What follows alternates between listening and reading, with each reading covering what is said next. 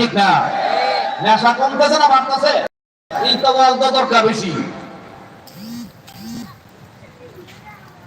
এই জন্য মুসলমান ইমানদার নেশা জাতীয় দ্রব্য থেকে আপনার সন্তানদেরকে সেভ করবেন।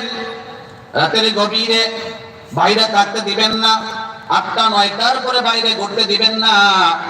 খারাপের সঙ্গে চললে আপনার সন্তান খারাপ হয়ে যাওয়ার সম্ভাবনা আছে। বুখারী শরীফের একটা হাদিস আছে, আপনি যদি সুগন্ধ বিক্রেতার কাছে বসেন, আতরওয়ালার কাছে 1 ঘন্টা বসেন, যতক্ষণ বসা থাকবেন সুঘ্রাণ আপনার নাকে লাগবে, আতরের ফ্লেভার, আতরের ঘ্রাণ লাগবে। আর যদি গাঁজাখোরের কাছে বসেন তো 1 ঘন্টা বসা থাকলে গাঁজার গন্ধ আপনার নাকে লাগবে। কথা বলেন ঠিক কিনা? ঠিক না? আমরা ছোট্টকালে পড়েছি সুহবতে সালেহ তোরা সালেহ কুনাদ, সুহবতে তালেহ তোরা তালেহ কুনাদ। সৎসঙ্গে মানুষ স্বর্গে বাস করে, অসৎসঙ্গে মানুষের সর্বনাশ হয়ে যায়। একটা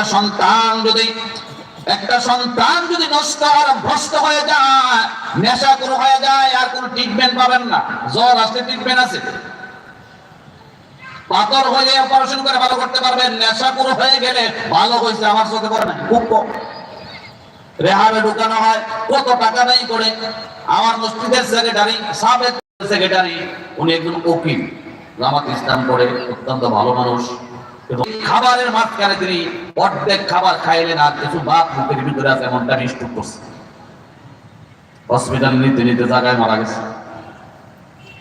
সন্তান খারাপ হয়ে গেলে, সন্তান নষ্ট হয়ে গেলে মা বাবার কম না বেশি? আরে আওয়াজ দেবার কম না বেশি?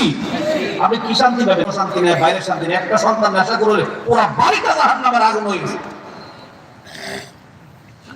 এই জন্য ভাইরা আমার, বন্ধুরা আমার, আমি আমার যুবক ভাইদেরকে বলতে চাই, নেশা জাতীয় দ্রব্যের আশপাশেও যাবেন না। আল্লাহর নবী, বিশ্ব নবী রাহমাতুল লিল আলামিন হাদিসে বলেছেন, মান মাতা সাকরান ইউবাসু ইয়াউমাল কিয়ামাতি সাকরান ফি ওয়াসতিন নারি জাবালুন ইউকালু লাহু সাকরান ফিহি কাইহুন ওয়া সাদীদুন ওয়া দামুন লা ইয়াকুনু তাআমুহু ওয়া শারাবুহু ইল্লা মিনহু। আল্লাহর নবী বলেন, যে ব্যক্তি নেশা জাতীয় দ্রব্যের প্রতি আকৃষ্ট হয়ে মৃত্যুর আগ পর্যন্ত নেশা পান করে, এমনকি এই নেশা পান করতে করতে তার মৃত্যু হয়েছে, কিয়ামতের ময়দানে আল্লাহ রাব্বুল আলামিন যেদিন তার কবর থেকে উঠাবেন, তার জিহ্বাটা আল্লাহ তাআলা টান দিয়া বের করবেন। তামবিহুল গাফিলিন নামক কিতাবে ইমাম সমুদ্দানি রাহমাতুল্লাহি আলাইহি লিখেছেন, তার জিহ্বাটা নাভি পর্যন্ত টান দিয়া ঝুলায় দেওয়া হবে। তার জিহ্বার ভিতরে ভয়ঙ্কর কীট পতঙ্গ থাকবে, কামড়াইতে থাকবে, পুষ পড়তে থাকবে, দুর্গন্ধ ছড়াইতে থাকবে। নাউজুবিল্লাহ, চিল্লায় বলেন। আল্লাহর জমিনে হালাল খাদ্যের অভাব আছে নাকি? দুইজনে কন্যা বাকিরা হা।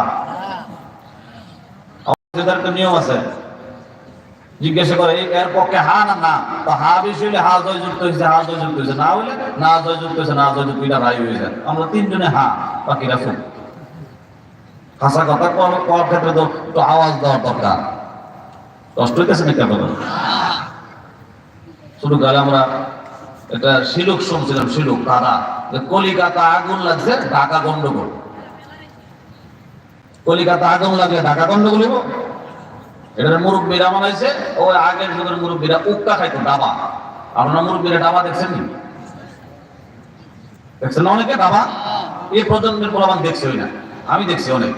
এই ডাবা বানাইতো নারিকেলের ফুল দিয়া, নারিকেলের পুরো আস্তা ফুল ফাটায় না, সিদ্ধ করে পানিটা বের করে ভিতর থেকে পচায়া ফেলে দেয়। ভিতরে ফুলের ভিতরে পানি থাকে, ডাবার পানি।